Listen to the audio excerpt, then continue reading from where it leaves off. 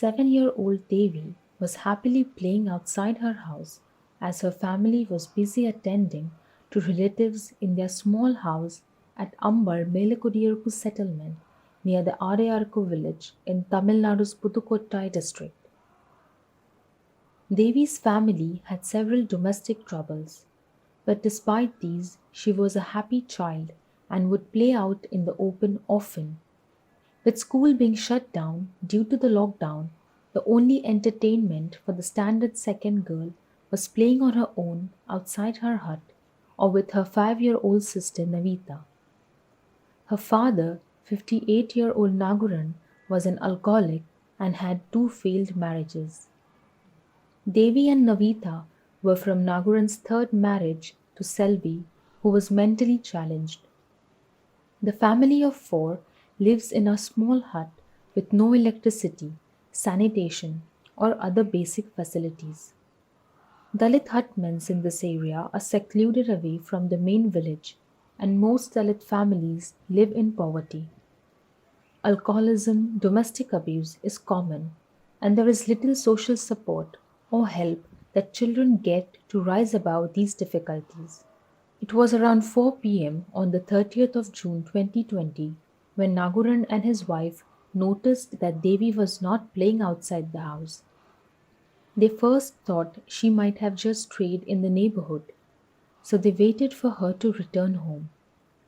Hours went by and still Devi did not return home. And that is when the family realized something had gone wrong. The family began searching the neighborhood. They had no clue how she disappeared. But all this while, their only thought was she was missing and would be found soon.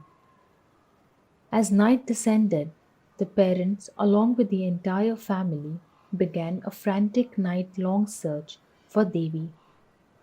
Having searched the entire area, the family decided to complain to the police and seek help in their search efforts. They filed a complaint at around 8 a.m. at the local police station, and after a few hours of search led to a horrific discovery. Devi's body was found in a swamp in the neighborhood. It was left to rot there with ants and insects beginning to eat it away. A little child who was playing happily was overnight a corpse beginning to decompose in a swamp. What could have happened? The needle of suspicion fell on Raja, a caste Hindu flower worker in the area who knew Devi's father was an alcoholic and there were domestic issues in the family. He saw the little girl as an easy target. Investigations revealed that Raja had lured the playing child to a nearby forest, raped her, and then murdered her. He first thought that Devi's father is an alcoholic and mother was mentally ill. The little child would be terrified to complain about the sexual assault, but later he panicked and murdered her to leave no evidence behind. He left the body to rot in the swamp to ensure no one would find it.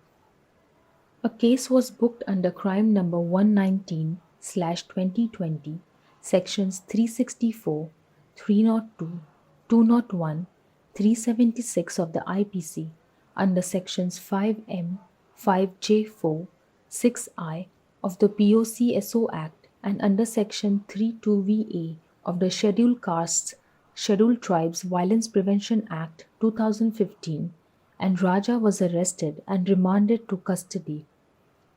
Evidence, which is part of the DHRD network, had spearheaded the case after activists spotted the incident on social media. Legal help was given to the family of the victim, and activists are pursuing the matter with the authorities. There is a need to ensure that there is a long-term relationship established with communities in areas like Ambar, Melakudiyarpu, and work on protecting women from abuse and alcoholism. In several such cases, the involvement of caste-based political parties is a major impediment to the process of justice, and there needs to be systematic measures to prevent such involvement. Seeking justice for rapes of Dalits has been challenging across the country.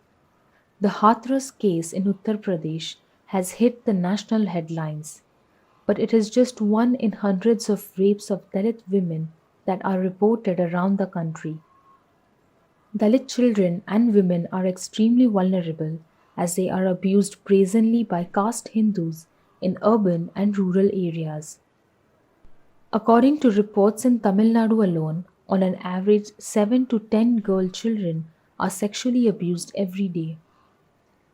In fact, 65% of sexual assault victims are helpless children. There have been 12 reported rape incidents of Dalit women in Tamil Nadu alone, even during the Corona lockdown period. The number of unreported cases is most likely enormous. The ground reality is fear of losing their life, and the enormous social stigma most often overpowers the victim from even daring to report such brutal, inhuman violence. According to the UN Secretary General, the number of domestic violence incidents worldwide may have tripled during the pandemic. In India and Tamil Nadu, this would certainly translate into more cases of sexual assault on Dalit women and children.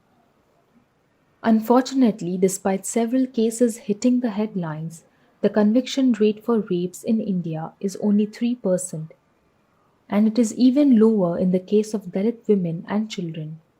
It is also an irony that 85% of those accused in incidents of sexual assaults, rapes, and murders of women are close relatives, and that is testimony that not just society, but even family is not safe for a woman, and it's definitely more unsafe and crueler to a Dalit woman. Returning to the tragic case of 7-year-old Devi, her younger sister 5-year-old Navita needs to be protected from both domestic and caste abuses. That is perhaps the only real justice for Devi.